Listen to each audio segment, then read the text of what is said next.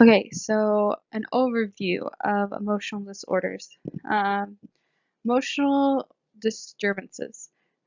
Children that have an average intelligence but have problems learning because of external or internal behavioral adjustment problems. This includes things like acting out and also depression and anxiety.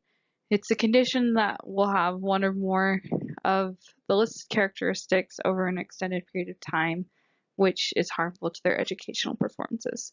The mentioned characteristics include an inability to learn that cannot be explained by intellectual, sensory, or health factors, an inability to build or maintain satisfactory interpersonal relationships with peers and teachers, and a general pervasive mood of unhappiness or depression, as well as a tendency to develop physical symptoms or fears associated with personal or school problems.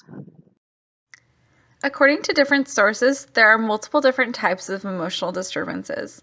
For our purposes right now, we're going to be looking at 5 different ones.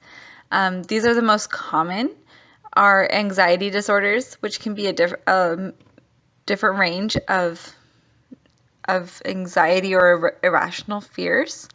There's also a bipolar disorder, which has to do with intense mood swings.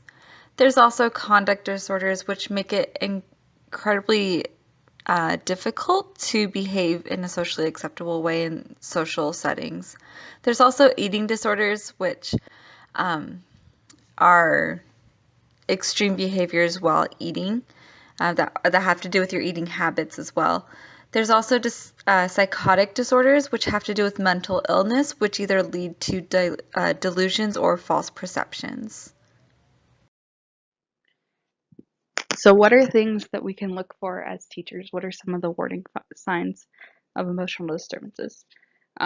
Things like short attention span, impulsiveness, or other hyperactivity, acting out or fighting other aggression or self-injuring behavior, uh, withdrawal, not interacting with other people, excessive fear or anxiety, um, immaturity, things like inappropriate crying, temper tantrums, poor coping skills, etc.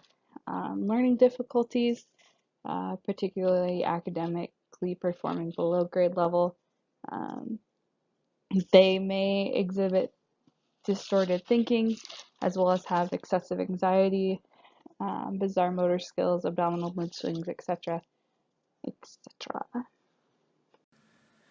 Most emotional disorders are very different from each other, and so students with different disorders are going to have different needs based on what they have.